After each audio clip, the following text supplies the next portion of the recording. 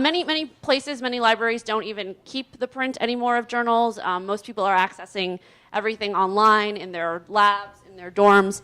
So a little bit about what we want to talk about today is kind of where journals are going to go, and do we even need to think about them in the way that we do now, or are they going to sort of change over time? So I'm going to start with a little brief summary of the postdoc graduate student workshop that we run at ACS every year in the summer in Washington, D.C. And actually, if this is something that you might be interested in, please let your PI or your advisor nominate you, because we are looking for graduate students every summer to participate in this, and postdocs as well. Again, I'm Sarah. We have Sonia Crane, the managing editor of the Journal of the American Chemical Society here, John Gladys, editor-in-chief of Organometallics, and Gus Susaria, editor-in-chief of Journal of Chemical Theory and Computation. So they will be kind of commenting on the various questions we'll bring up, and then we want you guys to comment as well. So whenever, when we get to the discussion portion, we're just going to sort of pass the mic around, and I know people don't like to use the mic, but we need to have you talk into it so we can make sure it's recorded.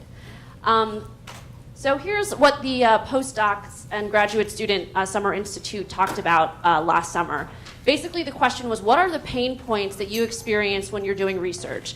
Pain points are basically, when do you hit a moment of frustration where you wish something was a little bit easier, something is more efficient, something is more approachable? The suggestions that came out of that discussion, which we'll walk through piece by piece, are a methods database, obviously getting to how experiments are done, user-friendly figures, graphical abstracts and alternative forms of doing abstracts, definition searches for when you encounter terms in the literature that you're not familiar with, citation management tools, which I think are kind of a headache for everyone in different areas, and then customization settings, kind of taking your settings with you as you move through various journals that you use regularly. So I have to go way back in time and still can't find the methods. This is the first pain point that the students talked about, and this is kind of the visual representation that they came up with, where in 2010, maybe you're reading recent article that came out in the last couple months, it references something in 1984, so you go back to that, and then you find it's referencing an out-of-print book from 1937. You're pretty sure when you finally get your hands on the out-of-print book, the method's not going to be right. So their proposal was some sort of methods database, whereby when you submitted an article, you would also submit your methods, and the methods, just as the article, would be peer-reviewed. They would be submitted into the database, it would be required, they'd be cataloged and indexed, and they'd have a number. So in the case of the ones here, you see on the right side, there's an actual reference number that if the database existed, you'd actually be able to search using this number. So this is one of the things that they were proposing would make everyone's life a little bit easier when it comes to trying to figure out how was the experiment actually done. So there are actually a couple of protocols and methods databases that exist currently. This is an example of one from Nature. Again, though, these are not peer-reviewed, they're not really extensively edited, and they're not required. So they're by no means comprehensive, and they're not really authoritative. They exist, but I don't think they fit the need that the graduate students in the Summer Institute were looking for. But ideally, the proposal was if you had some sort of database like this, you'd be able to search for all the papers using whatever the reference number was, and then you could go and see all the other papers and all the other groups that did the experiment in the same way that you did.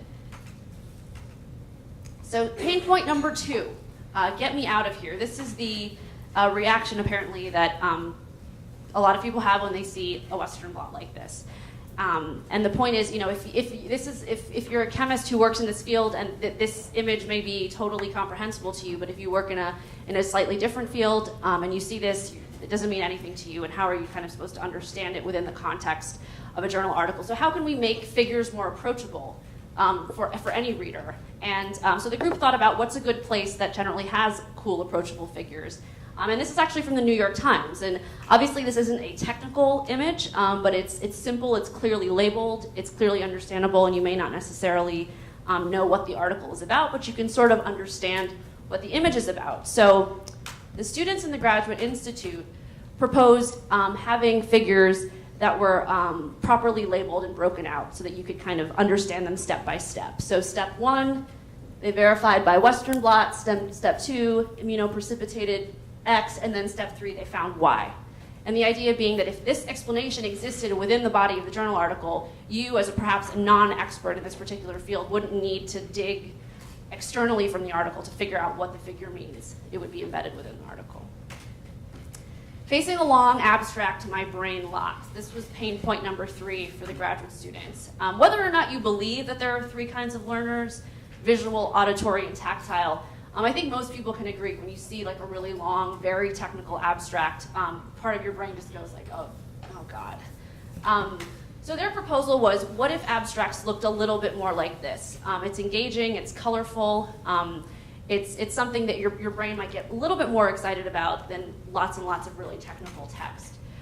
So graphical abstracts are actually something that quite a few publishers are starting to do. I don't know, have you guys have seen graphical abstracts, I think, with most of the people that you're reading.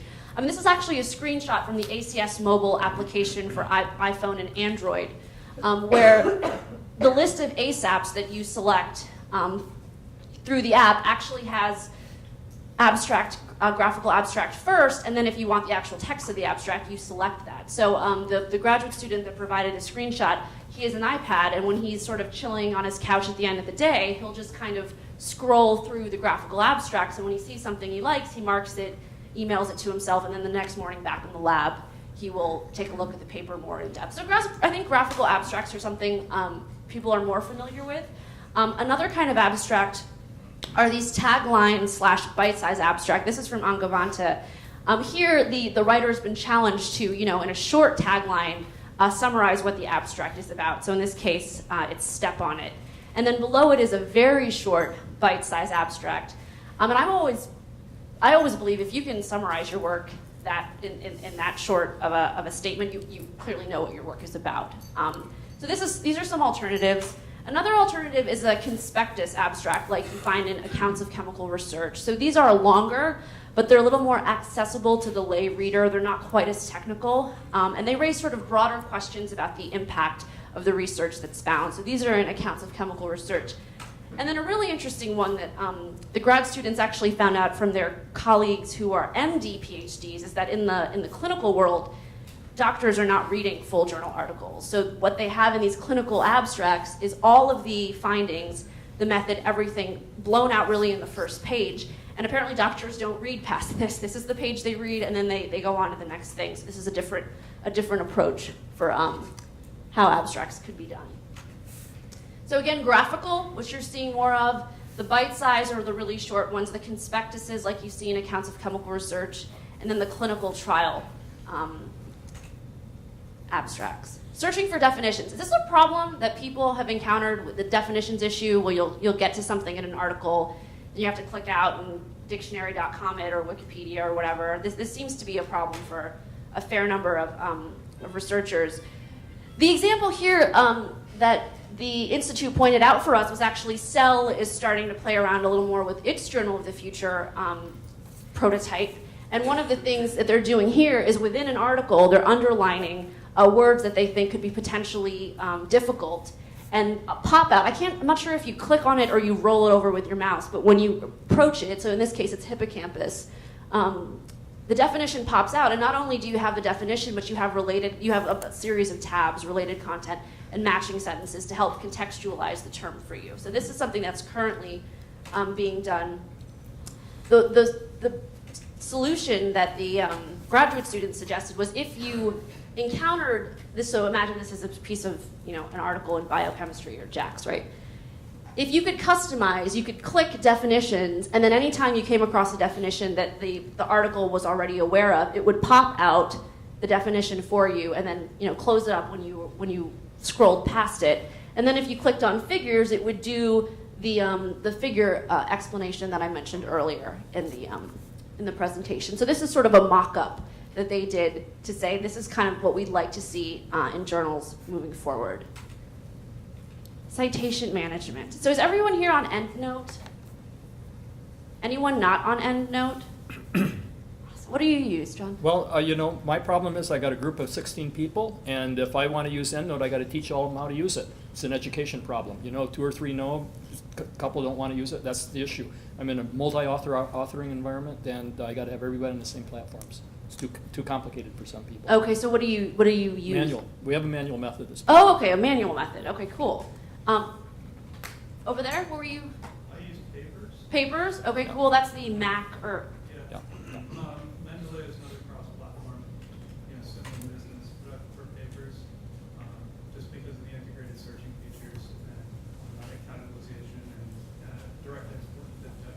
Right. Awesome. So yeah, Mendeley, Papers, Zotero. Is anyone using Zotero? Lon, did you have something you wanted to? RefWorks. Okay, cool. So this is what we generally find on each campus, that like the majority, 90% of people are using EndNote, and then there are a couple people who are trying some of these other tools. But again, as John mentioned, you have a problem where within labs, you can't have half the lab on one thing and half the lab on the other. So this is, I think, a problem kind of across the board. So Mendeley does have a lot of cool features that people seem to like, including dragging and dropping. It also, I believe, pulls the metadata out of the article once you drag it in so that you don't have to populate all the fields. I think EndNote Web now does this as well. Can anyone confirm? No? Okay, I'm not sure. But the proposal that the Graduate Student Institute provided was that it would be great if there was some sort of citation manager that worked a lot like iTunes. So your cover images. That's Papers. Oh, it is Papers? Oh, Well, no, sorry, I meant the. No, the thing that does that is Papers. It's iTunes for your Papers. So it does the graphical abstract like page thing and everything? Oh, okay. Yeah. Awesome. We're there already. You can check that box. Is there Papers for Windows or is only? No, it's just for Mac. Yeah, it's only for Mac. Yeah, so the problem remains.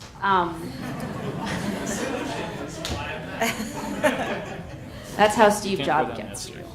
Yeah. But again, the idea with Papers being that you have the kind very, very visually appealing interface that's pretty intuitive, that allows you to tag and so it lets you tag, filter, bookmark, all those things. And it also searches across the free database. Okay, all right. So everybody go buy a Mac. That's what you should do. But no, this gets to a larger problem, right? Where how many people in here use Macs? Okay, that's not terrible. And for the people who don't use Macs, can I ask like why you don't use a Mac? That's a stupid question. It's expensive, right? Okay, that's a very good reason, and that's the typical reason I think. So Both platforms have to. cool. Have to keep I used to. The last thing we want to talk about is It's the dark customization side. tools. I'm coming back soon. about 2,000. It's changed. How many of you have an ACS ID? I do. This is an issue. Awesome. This is an Okay. issue. How many of you have a personalized similar profile with other publishers? Yeah. Okay. So this gets to the issue of it's awesome that at ACS you have your settings saved. You're starting to get recommendations based on how you're using our content. It's awesome that you can do that at Nature. It's awesome that you can do that at other publishers. But what ultimately happens is you're segmented by publisher. So the graduate students were saying it would, and again, this is all thinking super outside the box. Who would provide these tools? Who would build them? We haven't gotten to that step yet. But the graduate students were saying it would be really awesome if there was an interface that would personalize for you across all of these different platforms. And this is a mock-up they did, basically, right? So you can drag and drop. You'd have this sort of tabular organization where you could view abstract full text, tables and figures, SI, references. You could like or dislike it if that's something that appeals to you. You can view the abstracts on the various ways that you prefer to view them on the right. The distract me button just sort of allows you to see what's going to come up as a result of your use. And then the whole system would dynamically know what your preferences are so that when you encountered new content, it would integrate it into the system the way that you like to see it. So this was their last recommendation. And again, thinking very outside the box here. Yes? There exists technology that does that. Okay, like what? So, for example, the Facebook integration across social networking platforms is exactly this. It's based on OpenID, and allows you to basically carry your. And do you use that I use it for Facebook? well, Facebook, Twitter. Do you do it for your research? No. Okay, so this is for research. But I mean, that's what I'm saying. The technology, the technology is open source, and it's easy to just drop in. All you have to do is get a publisher buy-in, and that's the issue. Is the publishers want to keep their own a silo, whether we're going to have something. Well, and that's exactly why we're going to have this kind of conversation, because that's the kind of thing that we're trying to see if there's a way around. And again, that's why we're asking you for that feedback. But additionally, I think you're not using that for your research. Is anyone using other kinds of tools in that respect, Francois? Yeah, I use Facebook for my research. So a lot of the publication websites have allowed to share an article on Facebook. So what I end up doing is that I post everything to my wall on Facebook. Oh, awesome. And so this allows me to generate essentially a database of interesting papers Which you do on your wall. Okay. On my wall, yeah. Okay, this is great because at the next session where we demo the website, one of the things that I am looking for feedback on is how many people are integrating their social networking life with their research life. And the dominant piece of feedback we get is, I don't integrate those two things. I keep those two things separate. So this is you're an interesting outlier, Francois. Yeah, the Facebook page is not social, it's just professional in that case. Okay, I right. have two of them. Okay, so there you go. Yeah, Right. So if you keep separate profiles. That's right. For that, then This you is have just that. for that. Okay, cool. Awesome. All right, well, let's move in the discussion piece. And now it's time for our panelists and for you guys to respond a little bit more. And again, panelists, please use that microphone. And again, guys, I know it's a pain, but please use this microphone for when you respond. So what are the most important attributes of today's journals and articles? Or what will you always need? So if we start to strip away a lot of the trappings of a journal article that are bound to print, right? Having it on a page, having page numbers, things like that. Can you start stripping that stuff away? What is essential to you as a researcher that you're always going to need moving forward, no matter how cool the internet gets, no matter what the functionalities that the internet will provide? And I know we have two perspectives in here. We have librarians and end users, so both of those perspectives would be awesome. And I bring the microphone around. Do you guys want to start? I never am at a loss for an opinion, and so I'll just kind of say something provocative for everyone to jump on. But I would contend that there's no substitute for the traditional abstract. Graphical abstracts are great. I use them all the time, but your specialist community, not your casual readers surfing into a new area, but anybody that's an organic chemist or an organometallic chemist at an advanced stage, and you've got a title that's caught your eye and you don't want to wade through 10 pages, that's a well-written classical abstract. You can get a very vivid image of what to expect. And so I just want to put up a little defense there. All these new age versions and what we saw the medical doctors doing are great, but the classical abstract, in my opinion, always has a role, and it will be extremely hard to replace. I don't see in my own power of thinking or vision a replacement for the classical abstract, which is an education issue because it's one of the hardest writing techniques for students to pick up. Okay, my opinion. You guys want to? You can say your name too. My name is Crystal Young, and I just wanted to add on to that. I know nothing about medical abstracts, but just from looking at that page, it looks like they had all the information from a classical abstract just broken down so that it's easier to digest. Yeah, I think they had more, actually. I think they had more conclusions. To me, an abstract I would write would say that the conformations found in the crystal structures were analyzed, and I think they had one more step would be the conformations in the crystal structures were shown to be contrathermodynamic, cyclohexane, or something like that. So I think they went one level deeper. Okay, but we could analyze it. It's a detail. Other people, essential things that we can't get rid of.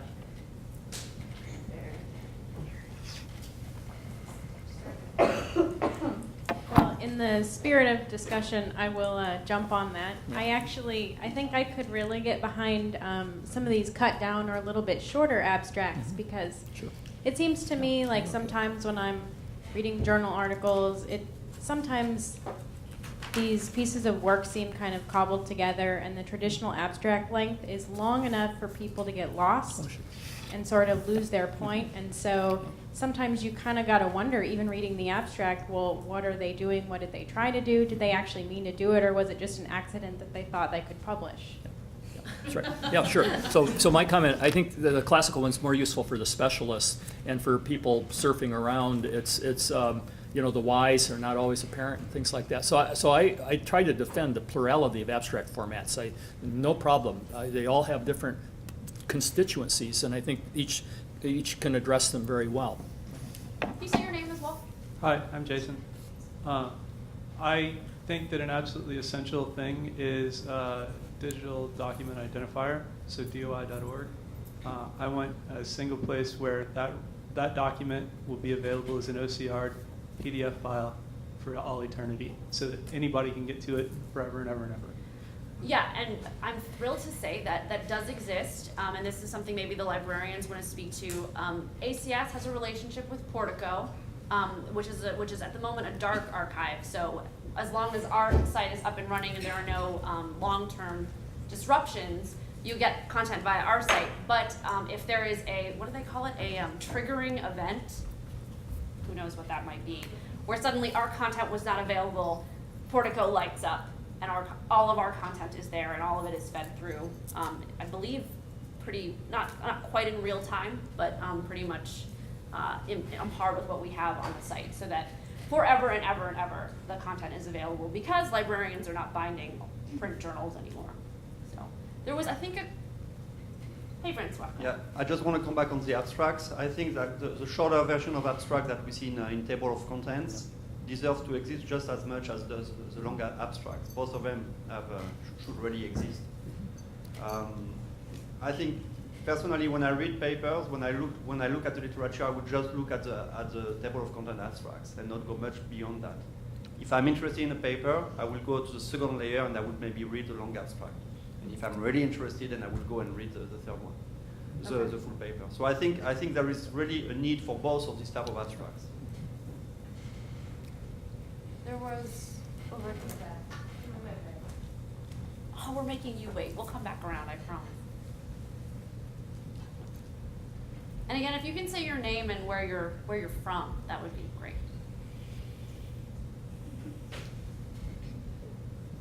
So I'm Zach. I had a question on the earlier point. So DOI, is that actually a storage house of anything, or is it just a yellow pages that gives you a location to go that could be shut down? Well, so Is that my understanding of DOI, and I might be wrong, is that it directs to, so because of publisher agreements as to where things can be housed, and the fact that most publishers have their PDFs behind walled gardens that you have to pay for, DOI directs to the publisher.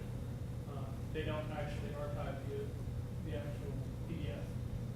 I would like to see something like DOI with all the OCR PDFs really available, because publishers shut down, and then what happens to all that content? So again, and most publishers do now have some sort of relationship with a dark archive, because the reality is anything could happen and the content could be lost. So there are dark archives, for example, our relationship with Portico, and then digital object identifier. Does everyone know what a DOI is?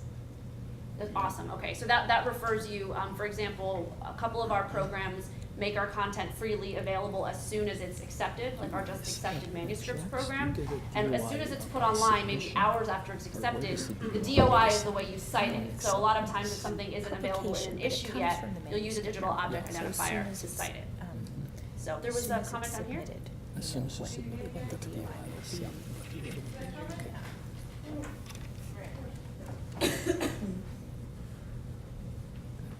Start here and then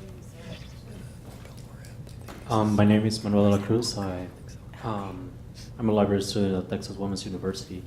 And I think something that is very important is to have indexing of the content so that you are able to access either keyword or subject indices. These are much better done by a person that has specialist knowledge. And that kind of is like a step before even going to an abstract. In order to find the abstract, you usually go, most researchers use keyword searching, which some librarians just say is not efficient. You should really look for the subject, do a subject search, which is sometimes better, much better, usually better. So I think that's something that is not gonna go away. And right now the indexing is done. You could do full text, indexing, and that will give you some relevance for particular keywords. So that I think is good. Another thing that it could be expanded upon, and they do this in certain databases, certain publishers, is that if a term changes,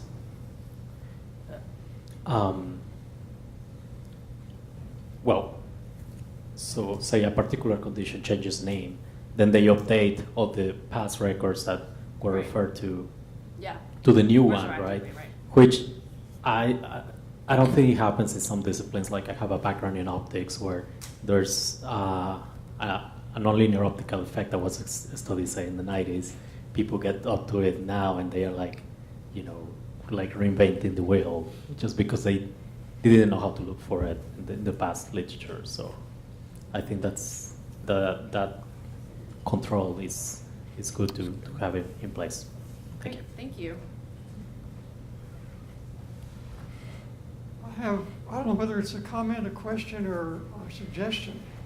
I use DOI a lot, and I may be digitally challenged because what I have to do is copy the DOI, go to the DOI website, paste it in, and then ask it to search. It never seemed to find live links. My version of EndNote, which may be several behind because they turn out a new version every 2 or 3 weeks, doesn't allow me to, if I picked up the DOI in a site from there, it's not live.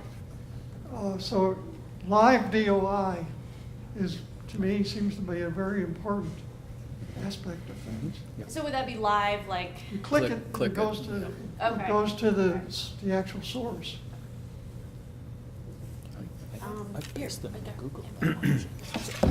Yeah, actually better than that would be sort of a metadata. When you put your mouse over the DOI, it already shows you the title of the paper, the actual reference and citation.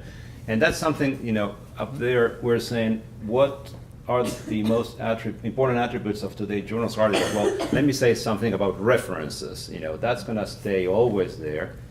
And there used to be a time when I was reading journals in print, and I always liked JACs because the references were at the bottom of the page. So I didn't have to flip all the way to the end of the article to see what a reference is. I don't know about you guys, but when I read an article, I have this mania that I have to look at the references. If it says, important work was done in the field, 1.4, I have to see what 1.4 is. So I have to flip all the way to the back and see what those references are. With JACs, they were at the bottom of the page, so I didn't have to flip. But now we've changed a lot of that. And online articles, for example, a pet peeve of mine is I want to put my mouse on the 1.4 and I want the metadata, pop out. We do that. Okay. And I'll actually show you at the next demo where we do that on the site. But we do that, and at least with the HTML version, we do that. So I'll show you guys that in the next session. Jason?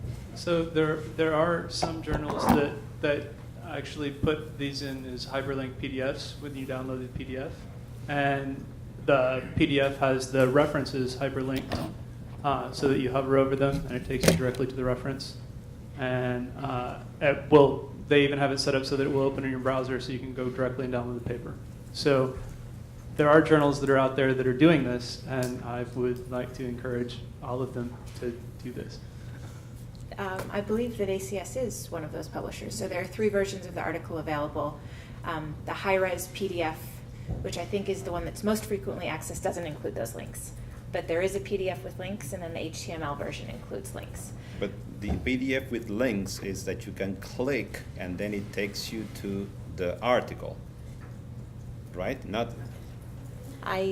I'll show you at the demo, or when it does actually pop out. Okay, Yeah. so I don't know how to use it. Shame on me. That's why I'm speaking as a user, so as a consumer here, and some of the things. It's a really good. It's definitely something that I'd be looking for. Now, I was curious. I wanted to jump back to the abstract question a little bit and maybe extend it to find out what you all think about audio and video as part of a publication, I guess, and as an abstract. So do you listen to science podcasts? Do you watch video abstracts when they're available? What do you think of that? So, gentlemen in the yellow, can you raise your hand so we can? Oh, I thought she was asking. Okay. Well, I'd love to know what you think and what types of podcasts you listen to. Oh, as far as the podcast, I listen to the ACS Nano podcast, podcasts of science, podcasts of nature, quite a few of them. And they're nice to listen to because, you know, sometimes I've gotten ideas for some of my own research from things that I hadn't thought about, nor would I probably have run across them through normal searches. And you get a little bit different kind of information from it because it's not as technical, it's more, you know, it's like having a conversation with the person doing the research. Okay, I kind of want to go back, incorporate these questions with some of the things we talked about. What will scientists always need? Yeah. And What's your name? I'm Adam. Adam. I'm from Rice. What is the role of peer review in some of these new media formats? For example, the table of content graphics, these short abstract reviews, these video abstracts, podcasts. Are these actually peer reviewed? The reason that I bring this up is, you know, you pick up any journal nowadays, you're going to see a list of the short abstracts with some pretty amazing and colorful schematic diagrams, right? And I'm worried, do they always necessarily reflect the actual data? And are these being looked at by the reviewers? And would things like the video abstracts and the audio abstracts be peer reviewed as well to make sure that we don't fall into hyperbole or something like that? Do the editors want to? Yeah, on these graphical abstracts, if we, like Francois Gabayan also works with organometallics, and if we get an article without a graphical abstract submitted, it's unsubmitted, it's sent back to the author, has to be resubmitted with a graphical abstract. So that is peer reviewed. Now that being said, there are different tastes in graphical abstracts, and one of the editors I work with is really speaks against just a simple ORTEP as a graphical abstract, that is a crystal structure diagram, and believes that there should be a little more content than just throwing a colorful ORTEP into your abstract box. So we talk about standards. I think standards are evolving. It's a form that's been with us for, what, a dozen years roughly, and now that the ACS has changed their format of their articles,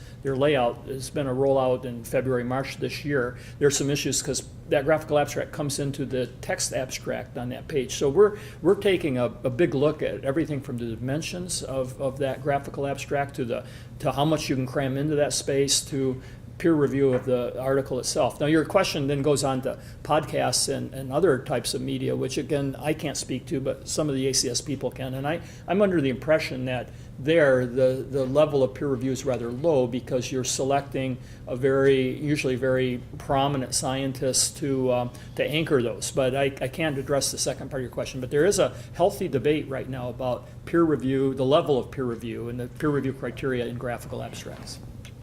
So, do you want to speak to the podcasts? Sure. In terms of the peer review of podcasts and video abstracts, they do not currently undergo the same level of peer review as a publication. But I think they're currently in a developmental phase, and so, for example, JAX Beta is one of the projects that I'm involved with, and we have some video abstracts on there. So we're sort of testing it with a vision to maybe expanding it in the future, depending on feedback we receive. And the points that you make about peer review are definitely something that's at the forefront of our thinking. So if this does grow and become more commonplace, peer review will be an integral part of that. Does that answer your question? Yeah. Okay. We might talk about this a little bit Sure. during the ethics section. Absolutely.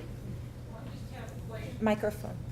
With regard to this interest in the graphical abstracts and everything else, and then when we go to video and whatever, I don't know if everyone remembers where there was the article in JOC where people claimed that the NMR was actually causing diastereoselectivity in the reactions, and it got big and everything.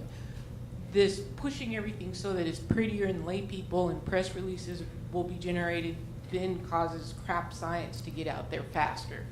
And that's sort of a concern without the peer review, because you know that one would have been a podcast instantly. And they probably would have had a video about, look, you don't need anything special. You get diastereoselectivity by just putting your compound in the NMR. So to me, that's a problem because, of course, and then the reviewers now have to go through this as well, and so the reviewers are already not catching a lot of the garbage. So this is just creating a bigger problem. I was at Utah in 1989, and so I guess what you're saying is there would have been within a month a Cold Fusion podcast, for example. And so it's just publishing, and scientists, we just have to be cautious. That's be a hard thing to totally get out of the picture, because in the media world of 2020, Cold Fusion, that would just think of how viral that would go, on YouTube, well, even today, and so you raise a very good point, I think, in this comment. So I don't have a solution, though. So with regard to video abstracts, I mean, they're fine, but I think that they should be perhaps, in my opinion, shuffled to supplementary material. I don't want to have to sit through a 3-minute or 5-minute video for somebody explaining the abstract of their paper. I can skim an abstract in 45 seconds, a minute and a half tops, to see if it's important or something that I am interested in.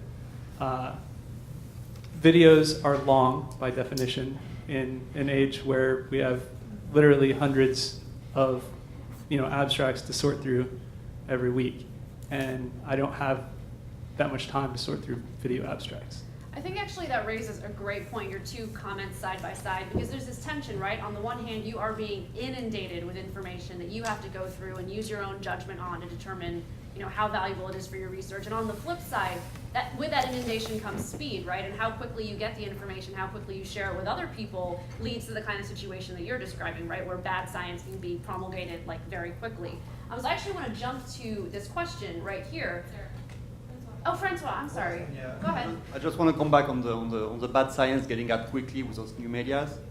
It is certainly unfortunate, but that's also a reflection of of mankind, that people will make mistakes, and I think the fact of putting those mistakes out there also leads the community to learn about them and to maybe improve on them. So we are always shocked when we see a big mistake getting out, but I think those are also very quickly diagnosed and lead to maybe a reform in the way of thinking about a given topic, for example.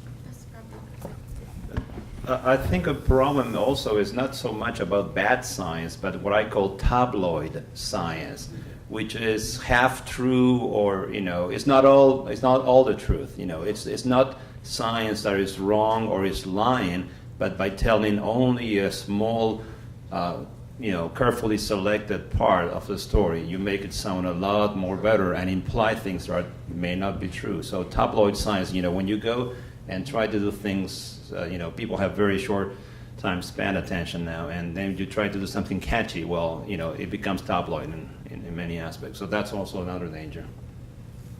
I'm Denise, I'm from Rice, and I just wanted to comment.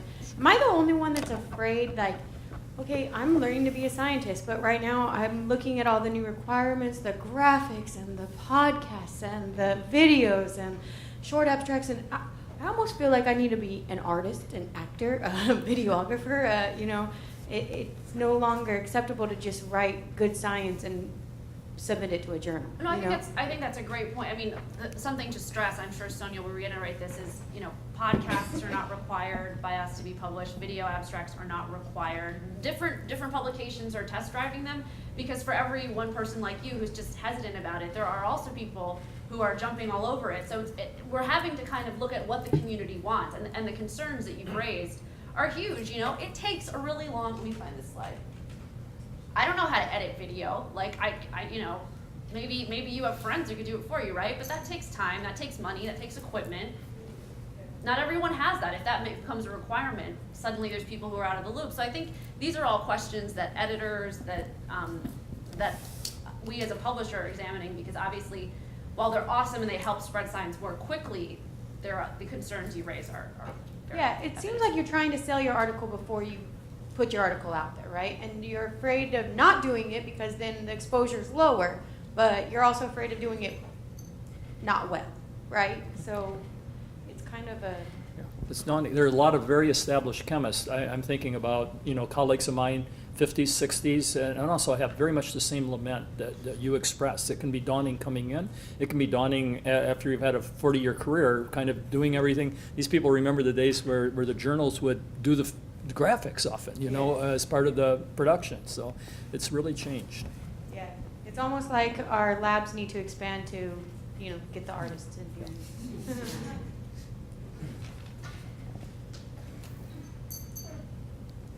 Right down here. Hillary, you can just pass it to one of them.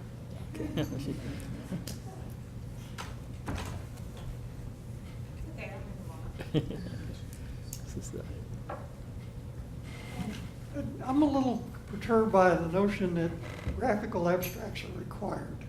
I'm trying to think about how Maxwell would have created a graphical abstract for his equations.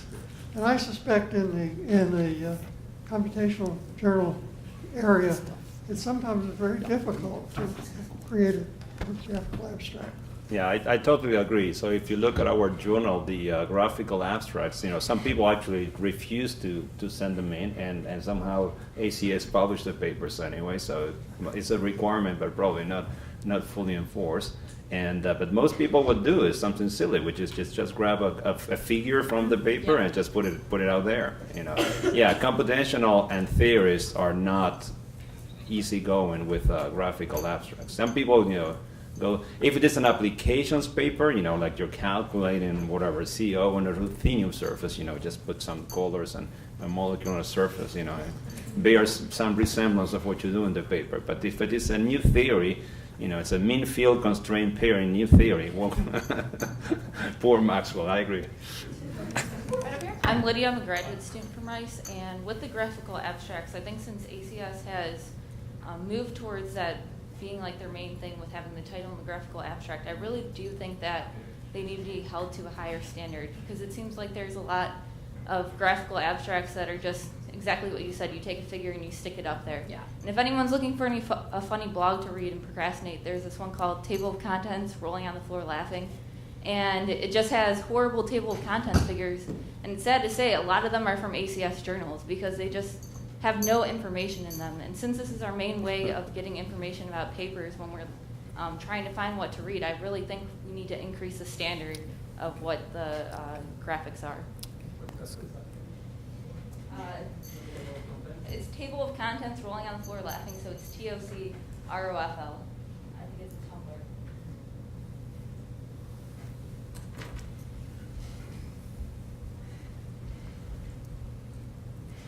Tumblr.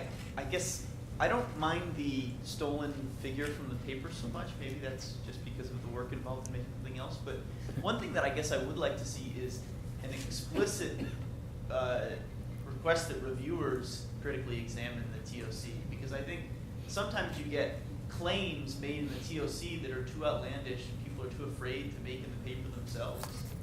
And so I feel like people feel like it's an acceptable way to draw ridiculous conclusions from their work sometimes, is to put it in the TOC. So I didn't really say that in the paper, but for all intents and purposes I did. Can you guys speak to that? Well, I was just telling Sonia here that I wish I had a piece of paper because we could write that down and we could put that in our instructions to referees, as a thing. I mean, that's, with the past couple comments that we had on that, it's motivated me. I don't know if Francois feels the same way, but we do have 4 or 5 criteria we asked referees about. We could do that. So we've written it down. So okay. All right. Yeah. Okay. So I want to move on to this question about information overload, because it is I think a real. We'll get to you. Yeah. Real quick. Yeah, this is a really good point. I wanted to say something about this earlier. I'm a grad student at Rice. My name is Andy Schlatter. This is something that's really helped me with the information. We're just bombarded with information every day, just tons of journals. And I'm a first year, so there's a lot for me to learn, and I feel like I'm always trying to catch up with all of the new research that's coming out. Every day I'm checking to see if someone already published my research. It's not only now and tomorrow, but what happened 3 years ago. When I wasn't checking what has been published every day. So these new accessibility tools like the ACS ASAPs on the iPhone have really helped me sort of just in my spare time go through things, see what's going on with research that's not related to me. I wish that this would be extended to publishers outside of ACS, like Wiley and all of these, and Nature, all these other ones, as well as things that have been published previously. Like, I wish there was some way to sort of make it much more accessible for, you know, for people to, you know, to have. Yeah. So this is, we work on speed to publication, right? That's one of the things that we as a publisher have really tried to make very quick. So from when you submit it to when it ends up online, depending on the journal, can be really fast, such that we are printing about 104 articles a day, but are you getting up to all of them? Are you able to read them? Is it, When you have time for experiment, if you're looking at papers. right, you know, so yeah, that's a really, really good point right here. My name is Jana Olson. I'm also a first-year student. One of the things I wanted to point out is that, like, those 104 articles a day or 38,000 a year, I don't need to read all of them. I just need to read the ones that pertain to my research. Right. So what I do with, like, I use an RSS feed for a certain search that I apply in the ACS publications, like nanorods or nanoparticles or something. Like, maybe not even all of those are something I want to read, but that really narrows the like field of view, kind of. So you feel like you have the tools to kind of control the fire hose of information that's coming at you? Yeah, definitely. Okay, I mean, cool. I have actually like separate searches for separate ideas that I want to look for in the publications. Sometimes some of the articles double up in the two feeds, but you know, that's something little that I can sift through. So it definitely narrows the field of view, and it's really helpful. Makes it a little more palatable. Cool, good. Jason, over here?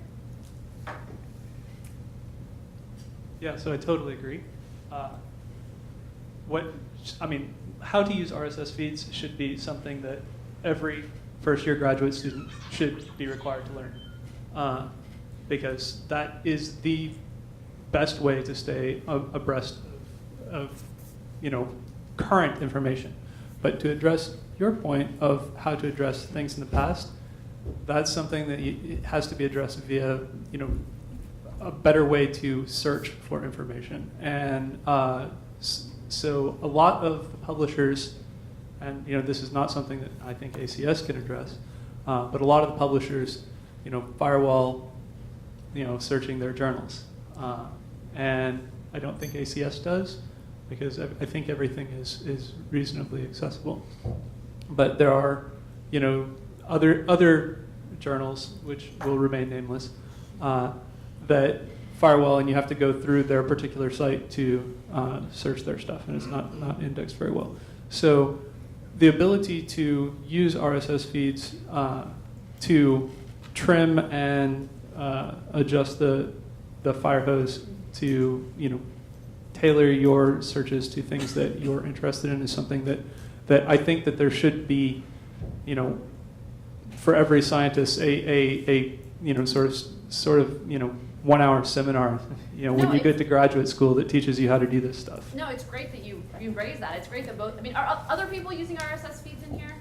Just mind raising your hands? Okay, cool. Most campuses we go to, students aren't doing it. And we're not sure if they don't know that, at least with our content, that you can do it, or they don't know that you can do it at all. And I'll show in the demo that's at 11:30 where to do it with our stuff if you haven't been using it in the past. But that everyone seems to be getting the ASAPs. Most people seem to sign up for those. The TOC alerts people seem to get. But that last step to getting RSS feeds, for whatever reason, isn't getting that kind of exposure that you're talking this is about. something that should be addressed to the librarians in the audience.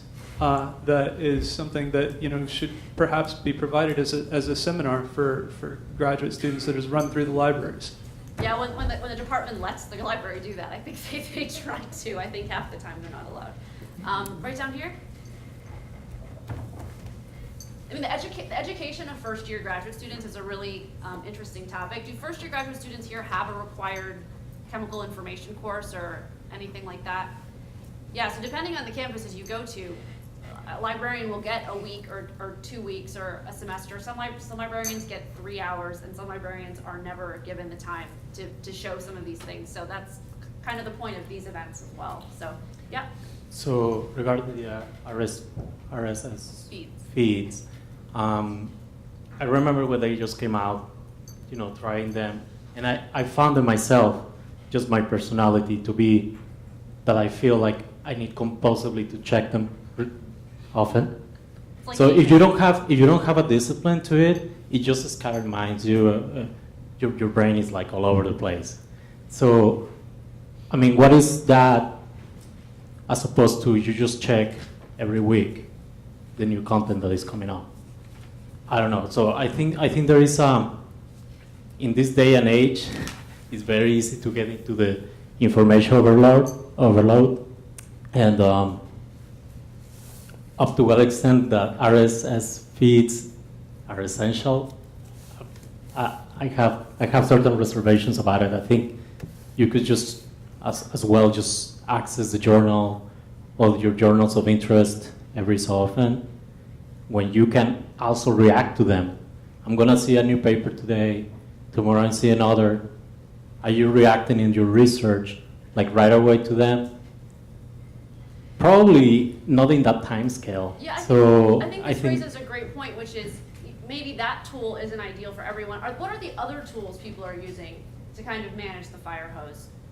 Are you just sort of like filing them away into folders and like hoping you'll get to it? I mean, you're just skimming abstracts, or I mean, RSS feed is a great tool. Are there other things that people are using to kind of help with the inundation factor, or is it just kind of you hope to keep your head above water each day? Francois?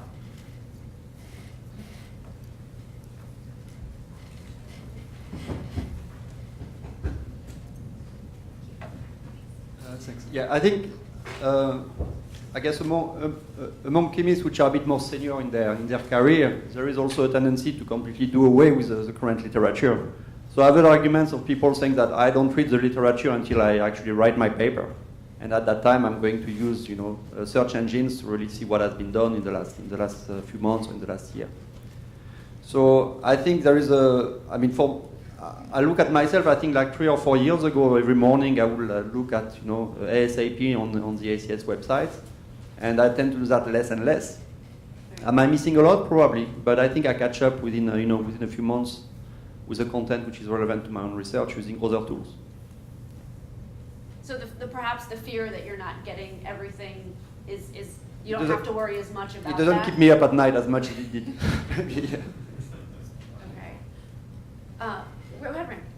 Would you guys be interested in following particular subjects on your Facebook wall? I know there's some hesitation about putting your research and what you're reading on your Facebook wall, but I'm sure a lot of you are sort of looking at your walls anyway. If you want to follow certain subjects or even certain journals on your walls. How many people have a Facebook profile here? Yes, I think I do. How many do not have Facebook profiles? I mean, this is a... So would you just not want that type of information on your wall when you're seeing like when the next party is or whatever, or when the band that you like is coming around, then you see something about chemistry or whatever? My friends and I use it sort of as a virtual journal club. Because hey, Louis, I know you're doing this, you might like this article. Right. So someone else is skimming, they know what I'm doing, and so then they'll post it on the page, and I'll do the same thing, or it'll be something that none of us are doing that we just happen to post. And so, yeah, I have family and friends, but then there are also the people I knew as an grad school. We're all doing different things, and so we just share, hey, this was a cool article, and so that'll be in there with my sister posting her Mafia War score or whatever. But it's there, and it's my page, and people know I'm a scientist, so they'll just have to deal with it. So I wouldn't have a problem with that so much, because it is something that you check.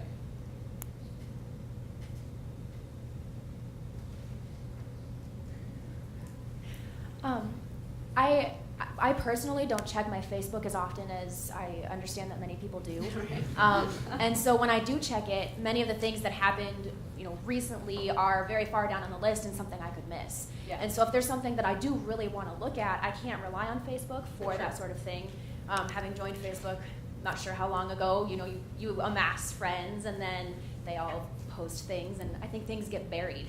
Yeah. It's kind of an avalanche of feed. I think, from our perspective, we wouldn't say post these things on Facebook and then not do our RSS. It'd just be another outlet. So just trying to gauge interest. What you get notifications about. So if there was an article that was interesting, then you can have it email you. It's like, hey, there's something posted on Facebook. So you don't necessarily suggest that you can also screen people that post. You can't delete. I think Facebook is more of a social outlet. So just like I do similar thing where if I'll find an interesting paper, maybe I'll post it on Facebook to share it with my friends. But it really is, so I think it's more of a social place. It's not some place that I would actively go to find scientific information. I think that it's a different. And do you want to change your habits is the question. Would you change your habits? If that was accessible at Facebook? Yeah. My sense is no, but no. You tell me, right? You tell us. Yeah, a solution is to have a profile without any friends, and this is what I have. And to which you are the only one posting on your wall. So that's very efficient. Yeah. So what we do in my group is that everyone has a password to that Facebook profile, and we have no friends. So we can all go to it, we can see what's on the wall, and we are the only one posting to the wall. Yeah, so we have we have much more, I guess, control over the content. It doesn't get diluted into other postings. ACS also provides a tool that allows you to do this called the ACS Network. You don't have to be a member or even a chemist to just get an ID and join it. And you can create private groups, even secret groups that your lab uses, where you post everything there too, and can create documents and collaborate. And many of the things you can do with the Google interface you can do on ACS Network, and it's private and secure. You don't have to worry about friends and stuff. So that's one solution, but it still doesn't solve the problem of, someone's got an awesome ring. It doesn't solve the problem of how many fire hoses do you want coming at you. Maybe you don't want Facebook to be, maybe you want to have a place where you don't have to worry about science coming at you. So, sorry, to your point, go ahead. So it's not really Facebook related, but I just wanted to bring up on this point about data storage. I use a service called Dropbox, and I mean it's basically just drag and drop your files into a folder on your computer, and automatically synchronizes both on the cloud and then with whatever other computers you have. And so I found that really useful. I'll find something at school, I can access it here on campus. I don't have to go through the firewalls to do anything. I'll just drag the PDF to Dropbox, and then when I go home at night, I can look up the file. I could open it up in the PDF reader. I could highlight what I want, take notes, come back to school and it's there. And you can also share this with your lab mates, your researcher, whatever. So, I mean, just in terms of collaboration and data storage, I found that that's really useful. So I think this question actually gets not so much to the actual PDFs, but your actual raw data that perhaps you're submitting as SI, but maybe you're not. I mean, this is becoming, especially with the new NSF data management requirements. I don't know if people have started dealing with those yet. But the question of, what do you do? Like, we know chemists who have literally like old computers and like back rooms that have all their raw data from research they did many, many moons ago, and while we have the archives of the actual, articles secured, we don't know what's going to happen with all that data if, the CDs start to deteriorate, and, so this kind of gets just to the question of what are you doing with your raw data? How are you protecting it? I mean, certain labs will have these big terabyte drives where they store all of it, but is there anyone had brainwaves about what to do with it? Because this is a problem both for publishers and I think for scientists trying to figure out how to protect really important research findings. And librarians, yes. Yeah. So with plots, right? Why couldn't you just, the data that goes for a plot, you submit that as part of the supplemental material, then you have that data. And so that's always there for whomever to access. Because right now there are programs that you can do that will graphically scan in the plot, and then you can interpolate from that and find out the data points that way, which is annoying because somewhere's actually someone's got the data points. Right. But so then for plots and things like that, you would have them, or if you needed the tip for an absorption peak, that data should be there too. Right. And it's not going to be, it's digital, so it's not going to take up that much space. And so then if the building blows up or something, it's no big deal because people can still look at the data that you felt was important enough to publish.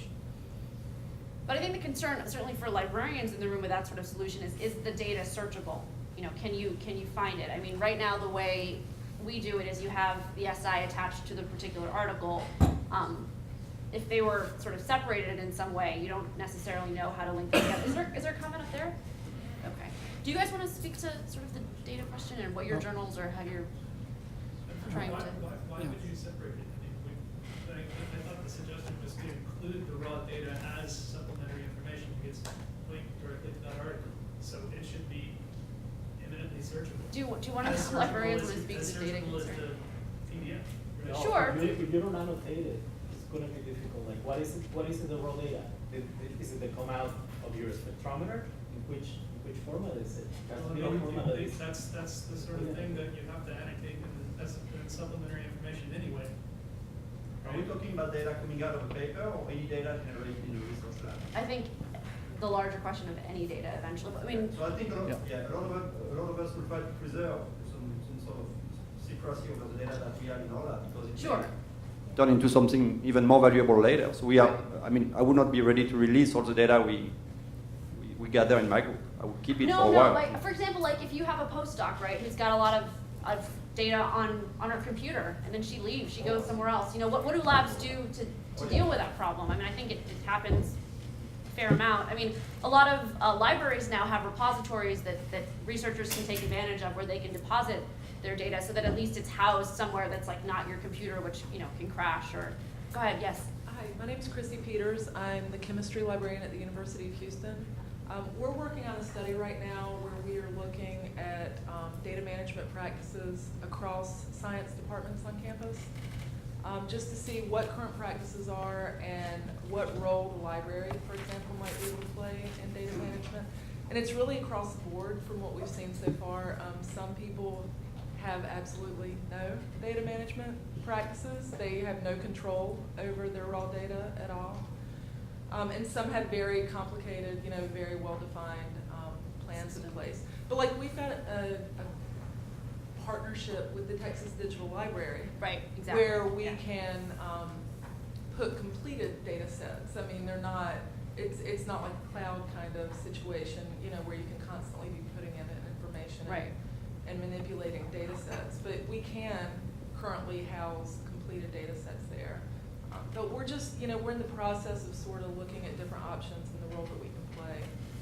Because researchers are aware that this is a big issue, and they don't really know, honestly, how to deal with it.